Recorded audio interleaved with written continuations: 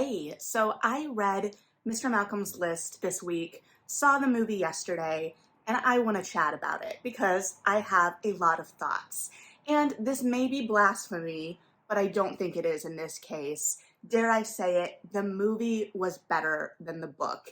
And I would go so far as to say that I think you could skip the book altogether. I didn't like the book. The book is by Suzanne Allain, and I feel bad saying that, but I also became very interested in why this was the source material that they went to. I know that there is a more convoluted development history for this project that I am not fully versed in. I know it was a short for a bit, but one of the things in the book itself that I was interested in the sense that I was thinking about it a lot, is coming from like a playwriting, I'm not a playwright, but coming from a dramaturgy background, a theater background, one of the things we often ask is, why is this a play? Why is this the medium that you are using to tell this story? What parts of the medium help emphasize or make the story better or more pertinent or more prescient in the moment? I am by no means saying that all books need to have a why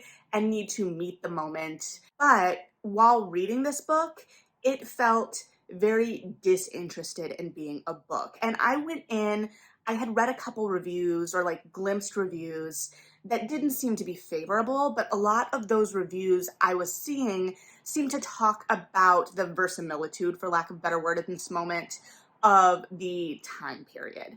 And I am not necessarily a purist in my historical romance in terms of it needing to fit the time period. And the opening of the book had a kind of fun, quick, witty tone. It felt like it was wanting to take like an Austen type comedy of manners-esque situation and push it further into a more modern parlance. And it felt like it wanted to push that even further into a more modern tone and really lean into the comedic bits of it. But the further I got into the novel, that charm kind of went away. And the book itself, while one very short, which I think is part of it, packed a lot in. It felt like we were just kind of throwing tropes at the book. It's like, if people like Regency romances, they'll definitely want to see this, so let's throw it in. And I think the movie really reined that in and kind of tightened the focus of the plot line, which I think really worked and helped. And I think the movie succeeded in a lot of ways and was hindered or held back by the source material in others, but I would still very much recommend it. So that's kind of like the overview. But going back to that source material, the inner world of this book wasn't there. It was all very surface level. So that's why I think some of that comedy and some of that charm tarnished very quickly, because we weren't invited into the more complex interior lives of these characters. We weren't being given a reason to root for them or complication to why they behave in this way. Like, Mr. Malcolm should have been a very typical reformed, like rakish, too proud type character. He wasn't really a rake in the book itself or in the movie, I would argue. But we should have had reason to kind of flip our expectations. And the dynamic with Mr. Malcolm very much felt from the Pride and Prejudice vein, for sure. But he was never complicated, and neither was Selena. She wasn't really complex. They didn't have like these budding wars and desires of the heart or the mind or expectations. Rather, it was all pivoting around Julia's plot to get back at Mr. Malcolm. And in the book, Julia is not a likable character. She is not interesting. She feels kind of vindictive, and she is an archetype, as they all kind of feel like they are to a large extent. There is nothing deeper in those characters in the book. And when I say that, it sounds very harsh. I recognize that. And that's not to say that the author doesn't try and bring us into the interior lives of these characters, but I don't think it worked. But as I was reading it, I just got the sense that the book didn't really want to be a book, and that maybe it was aiming, or its true sense of the story is on the screen, because it felt like beats of a scene. Because I read the book so close to the movie, I could catch dialogue lifted verbatim from the book. And the prose around that dialogue, the situation wasn't engaging enough on its own to really pull me in as a reader or make the book as an experience a better experience, or always a different experience. And a good adaptation can take and translate a good book experience into a different and good movie experience. But here, I think we were taking a mediocre book experience and turning it into a good movie experience. And unfortunately, some of the flaws of the book, I don't think were fully solved by production, but I think that that is kind of what happened. But it makes me wonder, because there are so many good Regency romances, historical romances, romances period, what drew someone to this source material? And it may just be that it kind of offered a canvas to play against a lot of those Regency tropes. And I did find it engaging because, we're having a resurgence. I would argue maybe never went away. We're very interested as viewers in this time period, and this has a distinct voice and angle to it. So while I haven't watched much of the press tour coverage, they have been doing press tour coverage, and obviously there are going to be comparisons to Bridgerton right now.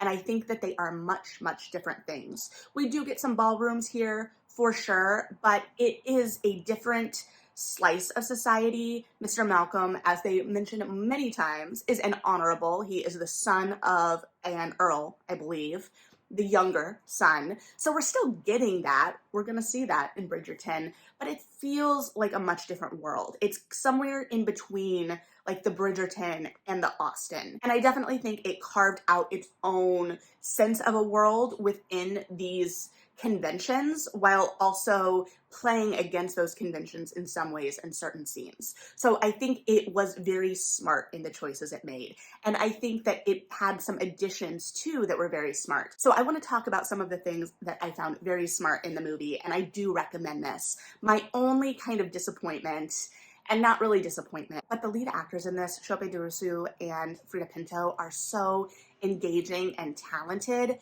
and attractive, and I wanted them to have better material to work with. I think the casting of Mr. Malcolm was genius, because that casting was doing a lot of the legwork in solving the limitations of the book, the script, the source material, I don't know, in terms of Mr. Malcolm's character. Because in Durusu, whose work I'm not super familiar with admittedly, you have an actor who can pull off many different looks on his face. And that I mean, he can have like that stern, proud, aristocratic type blank slate look that feels unapproachable in the ballroom, like that very Mr. Darcy, too proud and standoffish. But then the ability to pull out like puppy dog eyes and this openness and vulnerability on the face is just so compelling, and I wish they had given him more opportunity to play in that sphere. If he'd been given more source material to really complicate his character, I think he was doing all of the work he could as an actor, and I was super interested in what that was. But they didn't give him enough to work with, and I would have loved to see what he could have done with more. And I'm not talking like needing a tragic backstory or whatever. They talk about it, at the third act, this insecurity of being chased for your fortune and wanting love for love, but it never built that out in the text before that or in the beats, so it never felt there. So I would have loved to see that. I think with Frida Pinto's character, Selena, our main heroine, I think that they did a little bit more work with her. One of the biggest changes is in the movie, she's unable to play the pianoforte, and in the book, she's just pretending that she can't, or she tries to pretend she can't, and is actually very talented, which sounds like a superficial change, but the idea is that this character actually fits all of the criteria on Mr. Malcolm's list, basically, with a couple exceptions. But it puts her, and I hate using this term because I think it's reductive, and I don't think it actually fits, but a little bit more into Mary Sue territory. And I say that more because we don't have that more intimate interior world. But I think that was the script's attempts at kind of complicating that character a little bit, but just like making her less perfect isn't necessarily as interesting. But less perfect is definitely interesting, and we get into where I think the movie really excelled, beyond like all of the actors, you know, being very attractive. But Julia and Selena's relationship, and Julia, period. And I think that this is a combination of actor work and textual script work, because there were major changes made to this. But the movie opens on us seeing Selena and Julia at their school as children, which I don't know how I felt about it as a scene itself, especially as our entry into the world, but I understand why it was there and it worked. It was to establish their friendship. As much as the tone of the piece is kind of comedic, and I'm gonna get into that a little bit later, put a pin in that, remind me, for Cassie in particular, Julia's cousin. But it's establishing this friendship. In the book, it's a device, right? The fact that they went to school together is a device. There's no real sense of lasting friendship between these two other than they are people that they can correspond with. So the movie sets up this friendship much more, and it also sets up Julia's character, period, much more. In the book, Julia feels very vindictive and spiteful because she was taken to the opera once by this guy. He wasn't interested, did not continue to court her or call, and she goes nuclear when she finds out she was judged against the list and found wanting. Your feelings are hurt, but it feels extreme. And the movie fixes that. So in the movie, we get the kind of gossip and tittering about it being her fourth season, I believe. So she's been out for a bit and she still hasn't made a match. She considers herself, a good catch. We get that sense of pride from her. And then we watch this pride, which may be built up to protect herself as well, crumble when she is rejected. And not only is she rejected, but a very hurtful character is printed, and this character spreads beyond London. So we see her reputation in tatters, and not just her reputation, but we see how that is an actual threat to her future, especially based on how long she has been out. So she's still comedic in her reactions and how she clearly sees herself above Selena in terms of like looks and good standing in society and comportment and all of those things. But it's also easy to see how all of that could be a front. So it's a nice balance of the comedic and the emotionally rooted. And I think it solves a lot of problems with the book just in that kind of reframing of Julia. And I think it was excellent. And I think that Julia steals every scene she's in. And I think her relationship and her flirtation with Osri, which is the secondary romance in the movie and in the book, is much more interesting than the main romance because you have more flaws, you have more conflict. Now, granted, I, as a person, am just drawn to that kind of conflict, enemies to lovers type energy. And Julia and Osri set up this wonderful banter and kind of playing off of each other that I think works really well. But I also love Osri's reactions to Julia when some of these plots are announced, and I think it worked really well. And like I said, you got a sense of the stakes for her. So while this plot is extreme and still feels a little divicey, it makes more sense within the context. And this plot is largely put in motion, obviously, with Julia, but also her cousin Cassie, who is friends with Malcolm. And he is largely a lot of comedic relief in the movie, but he also feels slightly different tonally. Like, I think it all meshes together. But if you've got most of the movie feeling like a more extreme, farcical version of an Austen, Cassie feels like an Oscar Wilde character. I really liked his character because I'm a sucker for a lovable idiot who's just along for the ride, and he was lovable. There were a couple of comments at the house party, because of course there's a house party, because we're throwing all of our favorite tropes in around his masquerade costume and being a Greek. And like Julia kept making like needles at him about wearing a dress. And he's like, it's not a dress, I'm a Greek. And those comments didn't feel right. They just didn't connect to anything. And I just those didn't sit well with me. I'm not articulating it well, but I also really liked the visual world that was established here. and the world that was established around these characters. It felt rooted, it felt distinct, but there were also like little additions that I really think helped add to the comedy of the piece, particularly with a footman who also always stole every scene he was in my opinion. I thought he was super charming and fun.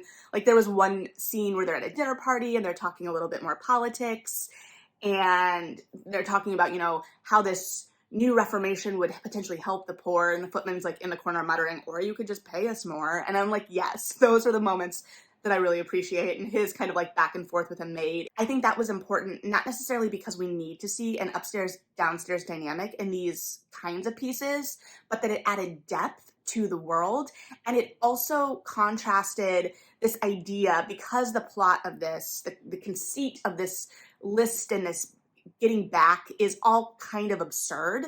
It added some kind of grounding, and it allowed us as the audience, I felt, a view in where we could be like, yeah, this is all kind of ridiculous. And so it was another lens through which to kind of view everything. So we could be like, okay, we can also be the fly on the wall in the room, just watching this all play out. And there were the moments too where the characters were aware that they were being watched or that there were others in the room.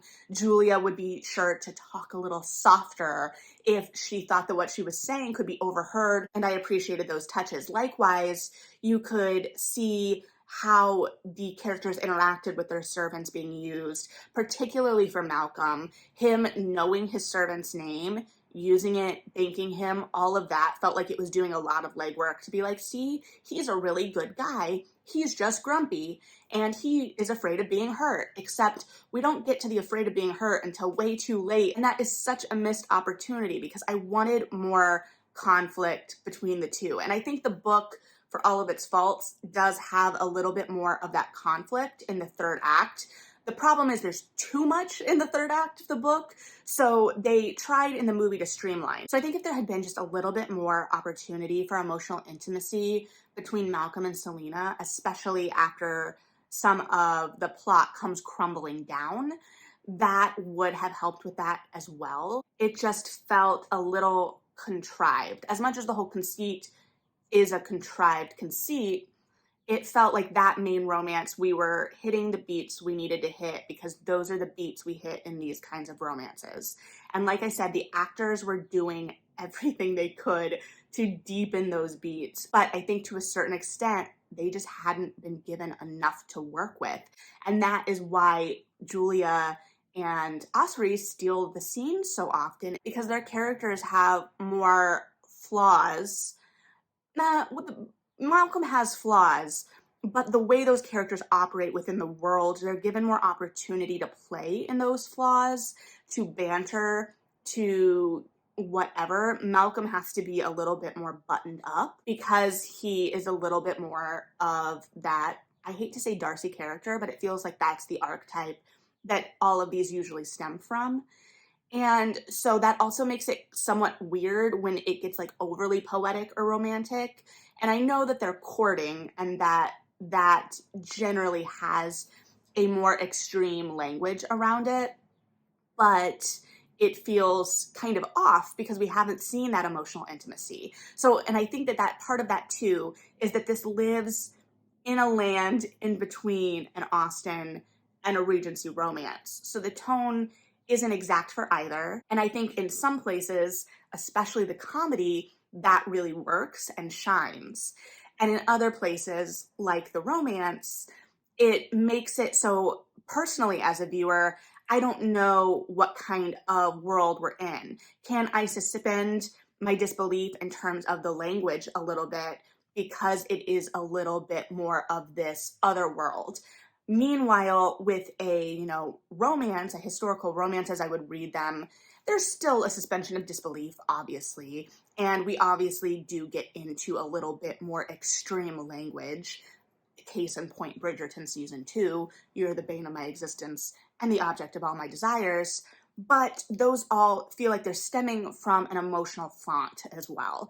And this source material did not give us the emotional font to pull from. And so without that, some of that language just feels out of place. Slight time jump here as I have been out running errands and thinking more, but I realize I've been talking about this idea of the list as contrived and kind of a device, but I want to make clear that I don't think it has to be, or that that is necessary, so to speak.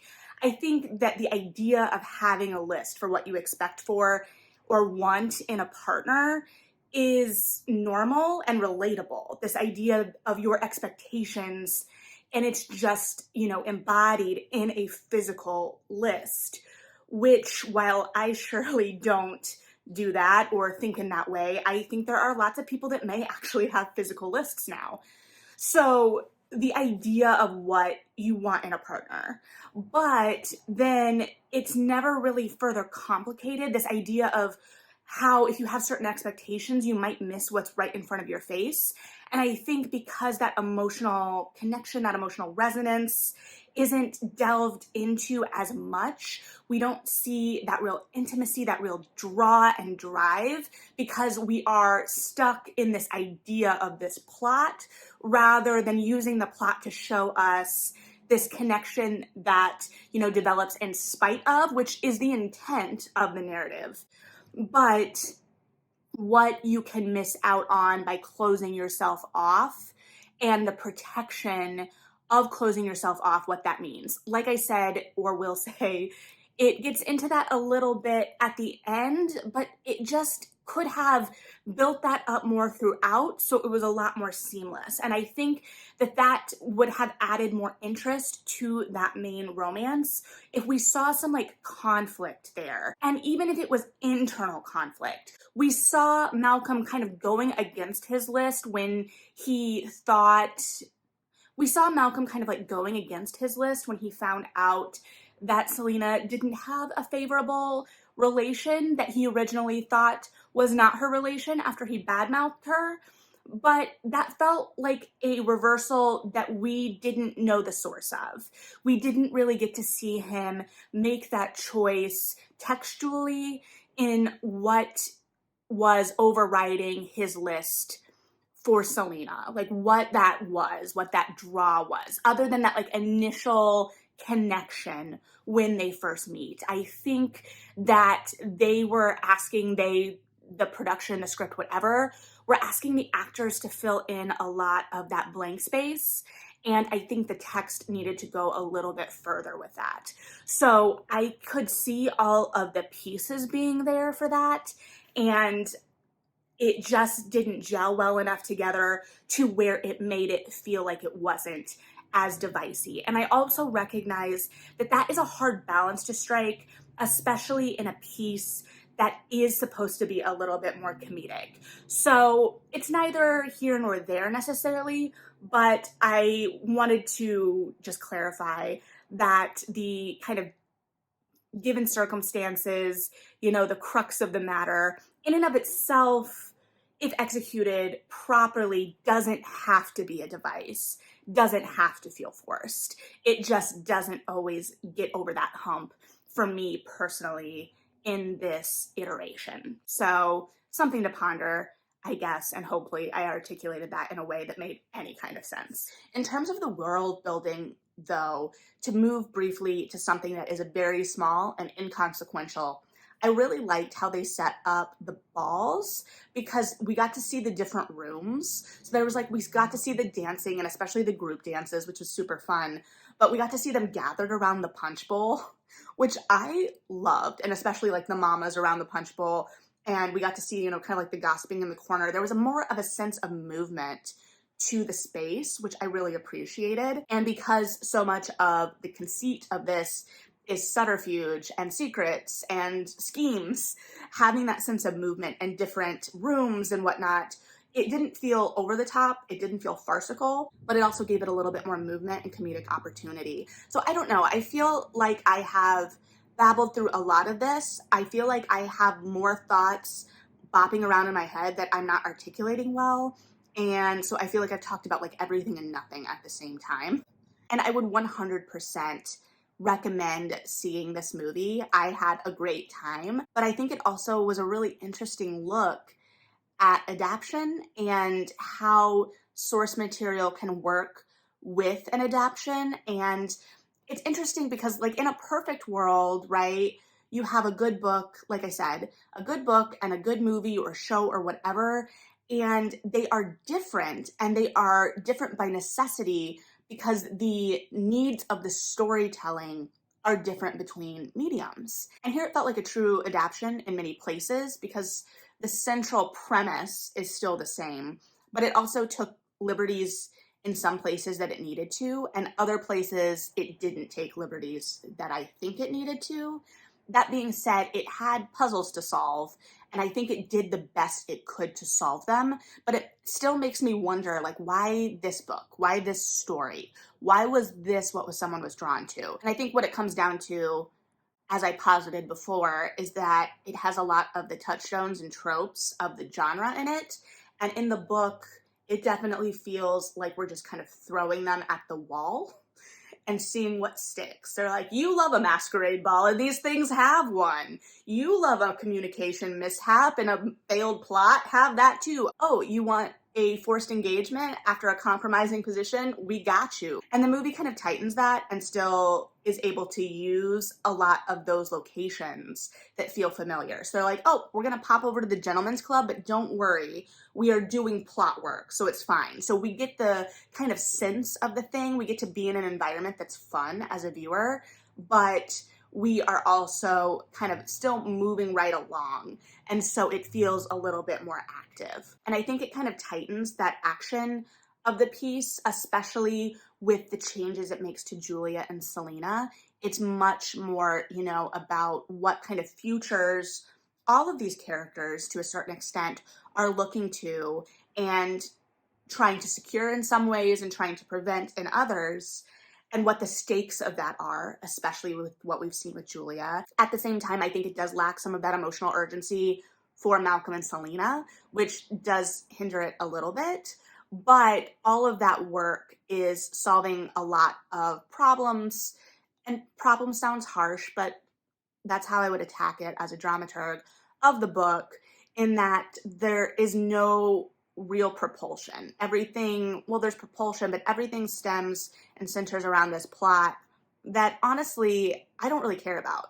The plot is a device to make things happen, sure, but what are the characters doing around that? Why do they care? It's an inciting incident, but it shouldn't be the end-all be-all. Rather, it's the kind of impetus to get things moving. And I do think the movie tries to view it more as an impetus to get things moving. So that being said, at the end of the day, I think that the movie just offers more depth. It offers beautiful people and good actors making good acting choices and a fun, pretty, engaging visual world. And I do think it offers an interesting society. It builds out the society around these characters, but it's both serious and pulling on the things that we like from Regency romances and also comedic. So I've been calling it a Regency rom-com. So if you've seen this, I'd be really interested to hear your thoughts.